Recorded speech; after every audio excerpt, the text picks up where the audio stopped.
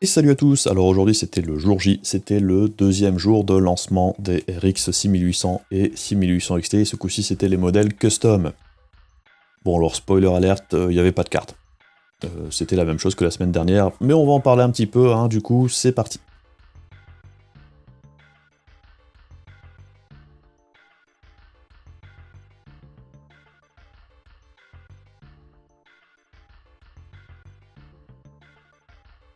Et donc oui, hein, du coup, on a assisté à un lancement très similaire à celui de la semaine dernière pour les cartes de référence, du coup.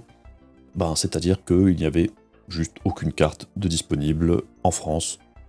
Juste des réservations du coup chez LDLC, et tous les membres du cartel LDLC évidemment, à des prix absolument horribles, encore une fois, hein, sans surprise. Il me semble que les 6800 normales les moins chers étaient proposés à 720 €, et les 6800 XT les moins chers à 799. Bon alors quand on sait que les prix de base normalement c'était 570 pour la 6800 et 670 pour la 6800 XT, il y a clairement du foutage de gueule. Je veux bien croire que les modèles custom soient un peu plus chers, mais pas 150 balles plus cher. Bref, cartel LDLC, on a l'habitude, à mon avis les prix vont rester élevés pour un moment. Ça n'a pas empêché d'être réservé en quelques minutes. J'ai du mal à comprendre pourquoi les gens se jettent dessus comme ça, mais bon. La situation en Europe avait l'air tout aussi horrible. J'espère quand même qu'il y aura un peu plus de stock avant le lancement de la 6900, parce que là ça en devient ridicule, hein. Je veux dire, le lancement de la 3080 était même beaucoup mieux. Au moins il y avait quelques cartes chez tous les revendeurs. Là, c'était encore une fois rue du commerce, rien du tout, c'est discount, rien du tout. Bon, Amazon rien, comme d'habitude en ce moment. Mais bon, hein, le seul deal intéressant aujourd'hui, c'est qu'il y avait eu des drops de 3070 Founder Edition et de 3090 Founder Edition chez LDLC aussi, du coup. Qui pour le coup était à prix normal, hein, comme c'est prévu.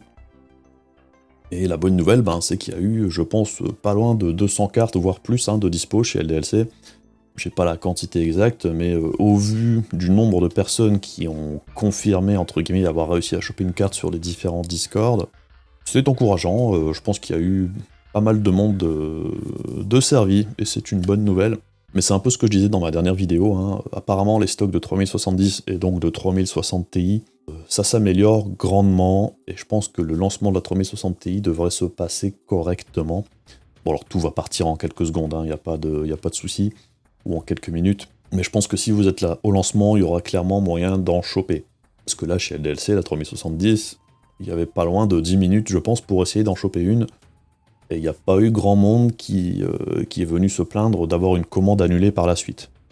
Donc je pense que pour la grosse majorité, c'était faisable. Bon alors encore une fois, hein, ce qui est un peu dommage, c'est qu'il faut être là au bon moment. C'est pas donné à tout le monde, mais on remarque quand même que ça se passe souvent vers 3-4 heures de l'après-midi. Là c'était vers 14h50, c'était 10 minutes avant la fin de l'embargo, hein, des cartes AMD. Donc il y avait du monde en plus qui attendait, donc c'est pour ça aussi que c'est parti très vite, à mon avis. Ils auraient fait ça demain, ça serait resté en stock encore plus longtemps.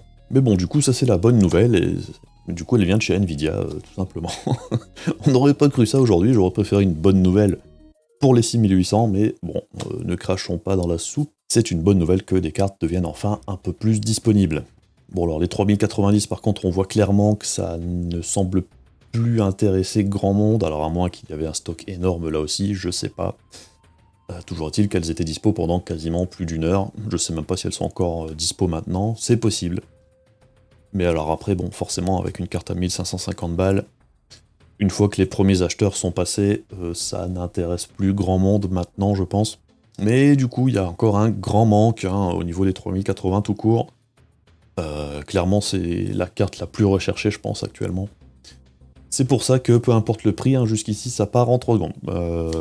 C'est encore hyper compliqué à trouver. On en voit de plus en plus, mais elle reste chère et c'est pas dispo. Et au niveau des Founder Edition, ça fait perpète qu'on n'en a pas vu passer. Donc je ne sais pas si Nvidia priorisait la vente de 3090, parce que évidemment il gagne beaucoup plus d'argent sur ce modèle-là que sur la 3080.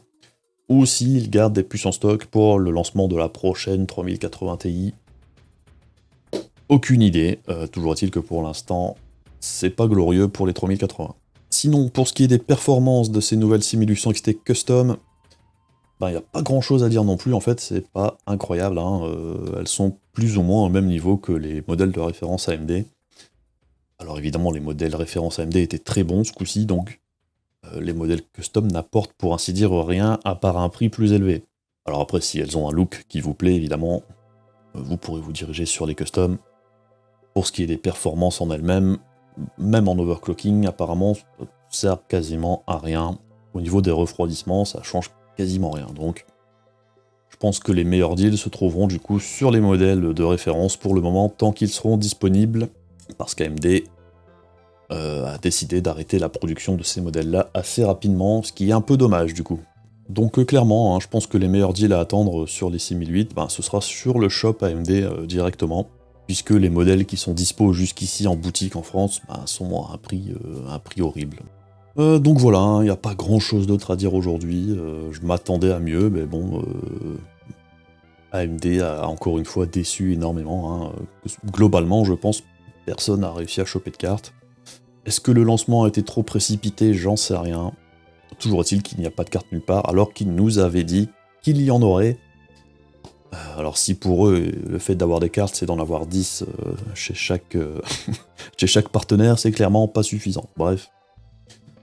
Ben, on ne peut qu'attendre hein, si on veut une carte AMD. Et puis pour les cartes Nvidia, toujours est-il que sur les modèles basés sur la carte de la 3070, ça a l'air plutôt de s'arranger. On verra si ça continue comme ça. Bref, c'est tout pour aujourd'hui.